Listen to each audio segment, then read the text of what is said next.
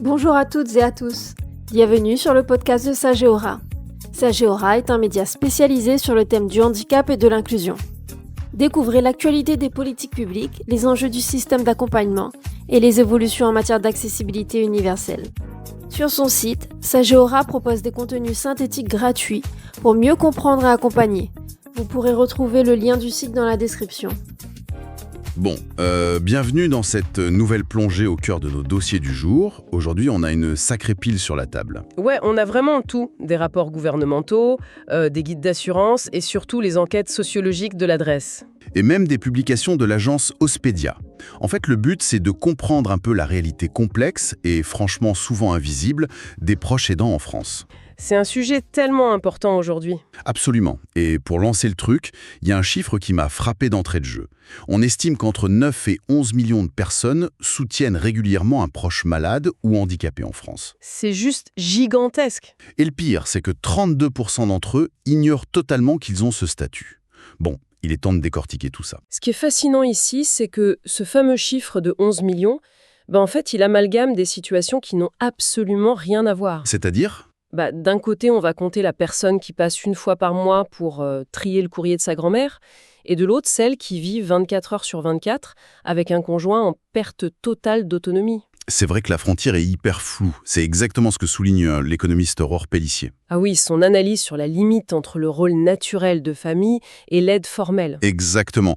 Si on habille son enfant handicapé tous les matins, à quel moment on n'est plus juste un parent, mais on devient un aidant ?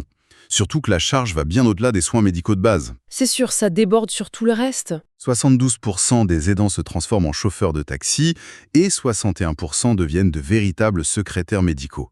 Et on sait tous que la paperasse administrative française, c'est déjà un sport de combat quand on va bien. C'est le cœur du problème. L'aide n'est pas un sprint, c'est un marathon invisible. C'est une chronicité faite d'une accumulation d'actions infinitésimales. Surveiller d'une oreille pendant la nuit, anticiper le prochain rendez-vous. Ouais. Et se battre avec les mutuelles. C'est cette charge mentale continue qui finit par s'empiler et submerger totalement la personne. Il y a d'ailleurs l'histoire de Sophie Belvisi dans le dossier de presse, et ça illustre parfaitement ce vertige. C'est celle qui a commencé très jeune, c'est ça ? Oui. Elle est devenue aidante à seulement 16 ans pour sa mère, qui faisait un Alzheimer précoce. À 19 ans, l'âge où on passe son bac, elle devait gérer des comptes bancaires, jongler avec les assurances.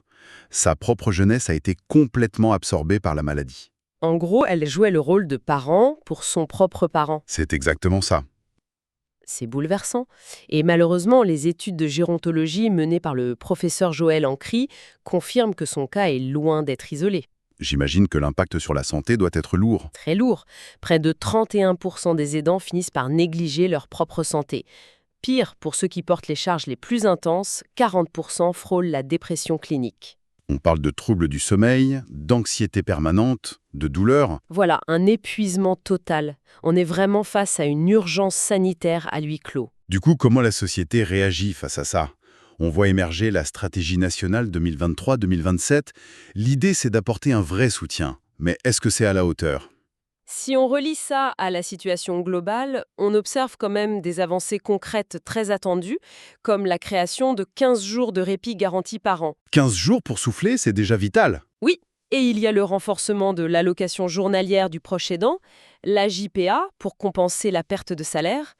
On a aussi l'assurance vieillesse des aidants, l'AVA, pour continuer à valider des trimestres de retraite. Et la mesure qui m'a vraiment semblé changer la donne, c'est l'ouverture de la validation des acquis de l'expérience, la VAE, aux proches aidants.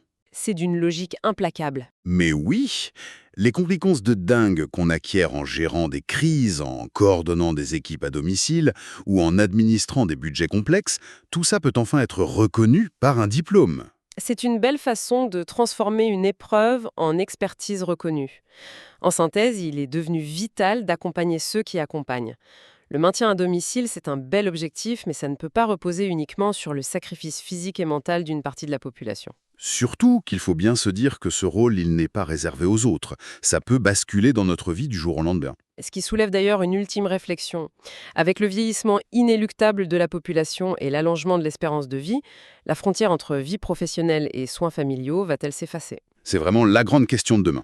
au point de se demander si, à l'avenir, devenir proche aidant pourrait se transformer en une sorte de service civil obligatoire pour chaque citoyen. C'est une perspective qu'on laisse à tout le monde le soin d'explorer. Si le podcast vous a plu, abonnez-vous et partagez-le. Sur son site, Sageora propose des contenus synthétiques gratuits pour mieux comprendre et accompagner. Vous pourrez retrouver le lien du site dans la description.